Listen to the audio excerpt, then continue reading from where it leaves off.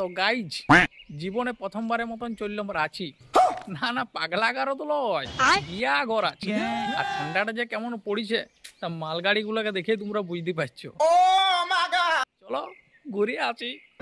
Guys ভোর 5:40 বাসটা ধরে চলে গেছিলাম ছাদনা স্টেশন, কিন্তু আমাদের ট্রেনটা 1 ঘন্টা লেটে ছিল, তাই এদিক ওদিক ঘুরে মিক্সচারওয়ালার সঙ্গে গল্প করে সময়টা কাটাই নিলাম। কিন্তু ভাইপো ধৈর্য হারাই ফেলছিল যে ট্রেনটা আসবে তো, কিন্তু ঘড়ির কাটা যখন 6:56 তখন অবশেষে রাঁচি মেমো এক্সপ্রেসটা আলো।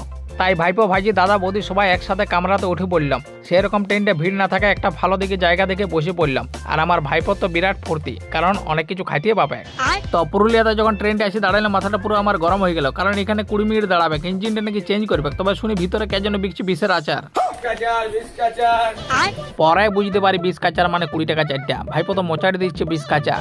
পুরুলিয়ার বেগুন কদর খতরনাক স্টেশনটার নাম তো তোমরা শুনেছ, সেখানে আবার নামে দেখে নিলাম কিছু খতরনাক হয় কিনা, কিন্তু যা খতরনাক হওয়ার আগে হয়ে গেছে।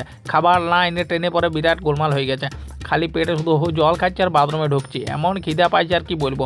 তাই এটা যেটা পাচ্ছি সেটাই কিনে পরে খাচ্ছি। আর মাঝে মাঝে এমন জায়গায় দাঁড়া দিচ্ছে যে মাথাটা গোলমাল হয়ে যাচ্ছে, তত খিদা বাড়ি যাচ্ছে। ই বাবা টিটি চলে আইছে, যাই বাথরুমে লুকাইকা। কিন্তু আমাদের তো টিকিট কাটা আছে। অবশেষে প্রায় 1টা নাগাদ রাঁচি রেল স্টেশনে নামি গেলাম। 250 টাকা দিয়ে অটো বুকিং করে কলা খাতে খাতে চললাম পিসি বাড়ি রাতুর ইন্দোপুরীতে। ঘর দুয়ারে দেখে পিছাবাবু দাঁড়ায় আছে, কিন্তু ঘর ঢুকতে পিছি দিল হাউমাউ করে কানিয়ে। কিন্তু ছাদে উঠে দেখে আইবুড়ো ভাতের পর্ব চলছে, আরেক পিসি দিচ্ছে খাওয়াই। আমি বললাম দাও ধনিয়া পাতাটা খাওয়াই, ওটাও তো খাবার জিনিস বটাই। গাইজ খাওয়া দাওয়া সাইডে একটু রেস্ট নিয়ে বেরিয়ে পড়লাম আবারও পাহাড়ি বাবার মন্দিরের দর্শনে, কারণ এটা দেখার অনেক দিনের শখ ছিল। তাছাড়া এতগুলো সিঁড়ি ভাঙে উঠলে নাকি খিদাটাও বাড়বে, রাতে টাইনি খাইতে পারবো। ভাইপো তো সিঁড়ি গুনতি গুনতি চড়চড়ায় উপরে উঠে যাচ্ছিল, আর আমার তত বেদনা হচ্ছিল, কারণ অভ্যাস নাই বলে। উপরে উঠে ভাইপোকে শুধু বলে কটা হয়ে যাবো, বলছি 428টা। একবারে সর্বশেষ 428টা উঠার পর বাবার দর্শন করলাম। বাইরে ভিউটা দেখে তো আমার অবাক লাগলো, বিরাট লাগলো অ্যাকশন। বাইরে নামে যখন আমি সেলফি তুলতে ব্যস্ত হয়, এদিকে ভাইপো ভাইজিটা দেখে পুণ্য কর্ম করতে ব্যস্ত। তারপর বাইরের দোকানে এদিক ওদিক ঘুরে পড়ে ভাইপো বলছে একটু জুস খাবো। তারপরে একটা জুসের দোকানে দাঁড়ায় পরে ডকডক করে জুস খাই নিল। গাইজ রাজনীতি বিরাইপুরে একটু ঘুরতে একটা শপিং মলে ঢুকে দেখে সেখানে ছিঁড়া কামড়ি চলছে, কারণ 70% অফ দিচ্ছে। আমি দেখে তো অবাক হয়ে গেছি। এরপরে চলে আসি লজে, যেখানে বিয়া করা হচ্ছে। আমিও খাওয়া স্টার্ট করে দিই। প্রথমে কফি দিয়ে স্টার্ট করি, তারপরে খাই চাউমিন, তারপরে ভেজ চিল্লি, আলু টিক্কি, ঘুগনি, ফুচকা, নানা রকম আইটেম করেছিল। আমিও সবগুলো একটার পর একটা সাবার করতে থাকি। তবে যার বিয়া তার সঙ্গে পরিচয় করানো হলো না, এইটা আমার ভাইজি, ইয়ার বিয়ে, আজটা নিয়ে খাবো।